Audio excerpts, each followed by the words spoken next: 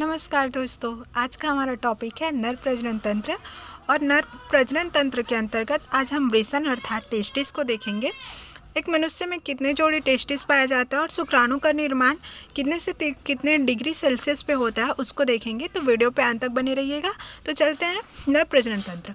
ये पूरा डायग्राम हमारा नर प्रजनन तंत्र का है। ये है यूरेथ्रा, ये जो ब्लैक कलर का है वो है वृषण कोश, और ये है हमारे टॉपिक का मेन वृषण अर्थात टेस्टिस, और ये है पेनिस। आज हम पढ़ेंगे वृषण क्या होता है और इसमें शुक्राणु का निर्माण कैसे होता है। तो देखते हैं। सबसे पहले तो ये वृषण कैसे होता है और कहाँ पे पाया जाता है और इसकी जोड़ी कितनी होती है या कितने संख्या में होती है उसको देख लेते हैं। तो मनुष्य के ये नर प्रजनन तंत्र का प्रमुख अंग होता है। इनकी संख्या 2 होती है और शुक्राणु का जीवन काल सिर्फ 20 मिनट का होता है। और 20 मिनट का होता है और यह शरीर के बाहर होता है। अब वृषण को शरीर के बाहर क्यों दिया जाता है, ये सोचने वाली बात है। तो इसको हम देखेंगे कि वृषण को अर्थात टेस्टिस को शरीर के बाहर क्यों दिया जाता है। तो देखते हैं, जो टेस्टिस होता है ना, जो शुक्राणु होता है, टेस्टिस में शुक्राणु का निर्माण होता है। तो जो शुक्राणु का निर्माण होता है वो 30 to 35 डिग्री सेल्सियस पे होता है शुक्राणु का निर्माण।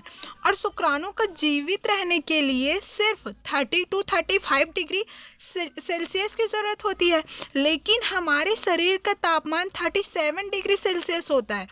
इसलिए शुक्राणु का निर्माण नहीं हो पाता, क्योंकि हमारे शरीर का तापमान अधिक हो जाता है और शुक्राणु को जीवित रहने के लिए सिर्फ 30 to 35 डिग्री सेल्सियस की ज़रूरत होती है। तो इसीलिए टेस्टिस को शरीर से बाहर दिया जाता है ताकि उनको 30 to 35 डिग्री सेल्सियस का तापमान जो जिसमें शुक्राणु जीवित रह सकता है वो मिल सके।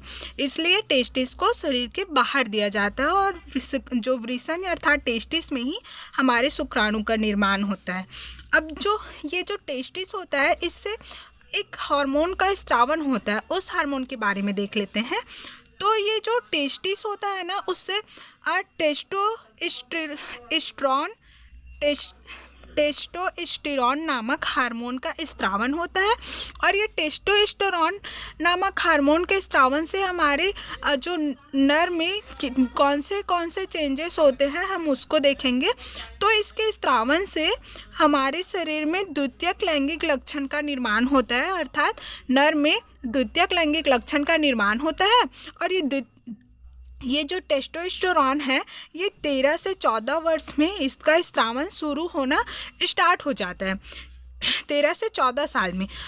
अब जो द्वितीयक लैंगिक लक्षण हमने हम लोग मादा प्रजनन अंग पढ़े थे, उसमें जो महिलाओं में द्वितीयक लैंगिक लक्षण का जो होता है वो भी 13 से 14 वर्ष में होता है। तो इसमें भी जो टेस्टोस्टेरोन है, उस हार्मोन का स्रावन 13 से 14 वर्ष में हो जाता है। और इसके स्रावन से पुरुषों में द्वितीयक लैंगिक लक्षण का निर्माण होता है, जैसे दाढ़ी मूंछ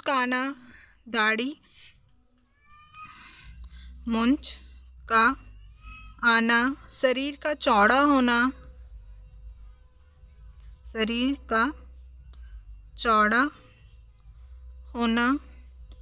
आवाज़ का मोटा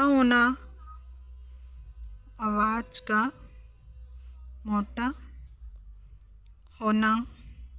और इसी हार्मोन के कारण जो मेल होते हैं वो फीमेल के प्रति आकर्षित होते हैं। जो इसी हार्मोन्स के कारण जो मेल होता है वो फीमेल के प्रति आकर्षित होता है।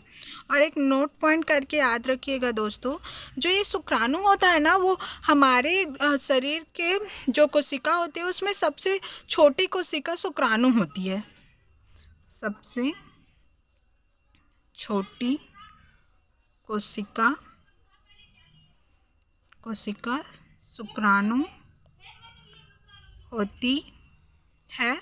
और जो हम लोगों ने इससे पहले की वीडियो में मादा प्रजनन तंत्र पढ़े हैं, तो जो अंडाणु होता है ना, वो सबसे बड़ी कोशिका होती है, तो इसको भी आप याद रखिएगा। तो आज हमने देखा नर प्रजनन तंत्र के अंतर्गत वृषण अर्थात टेस्टिस, और टेस्टिस में शुक्राणु का निर्माण कैसे होता है, क्यों, और टेस्टिस को बाहर क्यों दिया जाता है, क्योंकि हमारे शरीर का तापमान 37 डिग्री सेल्सियस होता है और शुक्राणु को जीवित रहने के लिए 30 to 35 डिग्री सेल्सियस की ज़रूरत होता है, इसलिए वृषण अर्थात टेस्टिस को हमारे शरीर के बाहर दिया जाता है। और शुक्राणु का जीवन काल सिर्फ 20 मिनट्स का होता है। तो ये हमारा पूरा हो गया नर प्रजनन तंत्र। होप सो आप सभी को समझ में आया होगा। Thank you.